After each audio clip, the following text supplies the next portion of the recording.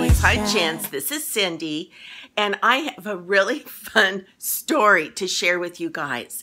Now, I'm hoping I can upload this before I have to take my computer down to pack it. So it's kind of early in the morning for me, but I do have my iced coffee. So I was thinking about this experience, and I thought that would be a perfect story to share with my buddies on YouTube. So here we go. When my husband and I first got married, he was straight out of Vietnam, and I was a new teacher. Well, we ended up living in this horrible bachelor apartment, but the rent was pretty low, and we were made managers of the little apartment complex, so our rent was pretty minimum. And we decided that we were going to live on what he made as a construction worker and a part-time student on the GI Bill, and we were going to save my paychecks until we had enough money to put down on a house. We had a down payment. So in those days, they had the TV guides that were really big at the grocery stores. They had them usually at the counter checkout area. And so we bought a TV guide. Not that we could afford it, but we bought one. And we bought it because we had decided to try out to be a contestant on a game show, hoping that we would win money so that we could use that money and put towards a home down payment and get out of this horrible apartment that we were living in. Well, we ended up looking and going through the TV guide. Am I looking and going through the TV guide? And we tried to get game show addresses. Were they ABC, NBC, CBS? What were the addresses of those TV companies? So anyway, we decided there were some game shows we couldn't go for, like, we couldn't do Family Feud because it was just the two of us. But we decided to try out for Hollywood Squares. So we got the contestant tryout information. I think we wrote to the TV company. Well, so we drove to Hollywood, and we got into the building, and it was just the craziest experience, you guys. That's what I want to share with you. So they took we were like, here we are, we're trying out to be a contestant. So they herded us all into these rooms, and then they gave us the 411 on all the important information, the tax information, it's going to be fun information, and don't be nervous information. Well, then they broke us up into smaller groups. And then within those smaller groups, we had to take a test. And I don't know why we had to take a test, but probably because they wanted to make sure we weren't total idiots, I guess. So we took a written test. Then they herded us and put us into different groups, and we met with a group of people, and they asked us questions. Then we met with one person, and they asked us questions. And each time they were kind of whittling people out. And so finally they had like a core group of people, and my husband and I were in that core group of people. Well, so then they put us in the actual squares that the celebrities would sit in during the filming of Hollywood Squares. So they put us in the squares, and they put the lights on us, and they started the music, and the MC was in place. And so then they started asking us, pretending like we were the celebrities. And they would say, top left square, your question is, and then we would have to answer the question. So they did that, for everybody in the squares a couple times, and, and the applause would go, and it was like the real show. So I was a nervous wreck. But it was fun to see like the inside of the square where the celebrities sit. You know, we just see the outside with the big X or the big O, and it flashes, you know, if you get it right, and if you get it wrong. So after that, they brought us down, and then they told us who actually made contestant. And I made contestant. Now, my husband did not make contestant, but I was like, well, maybe I can go on the show and win money for us. So I ended up, because you have to show up every day. Is my memory out? No. I ended up having to call in sick to school. I was a new teacher. I practically got fired, and thank goodness I didn't.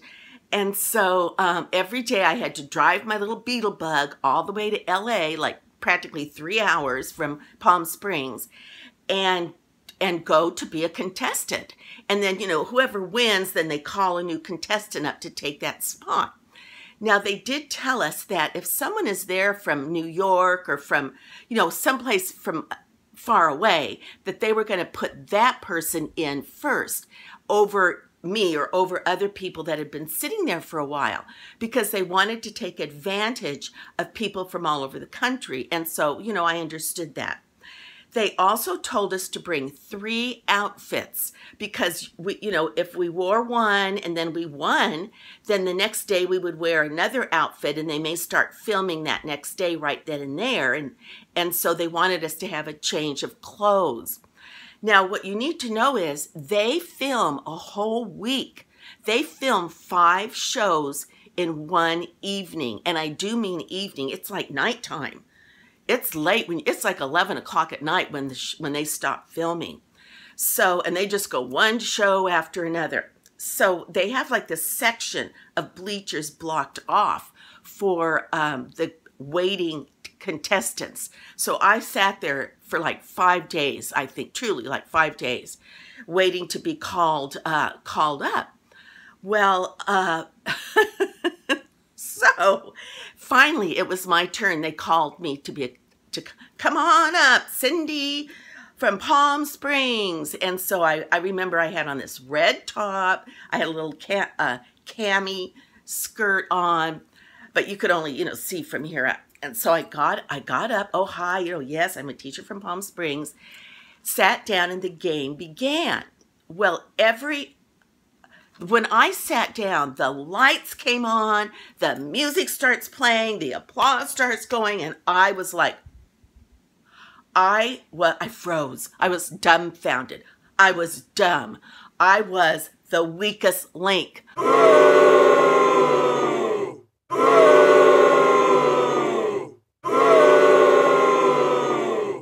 I was not smarter than a 5th grader.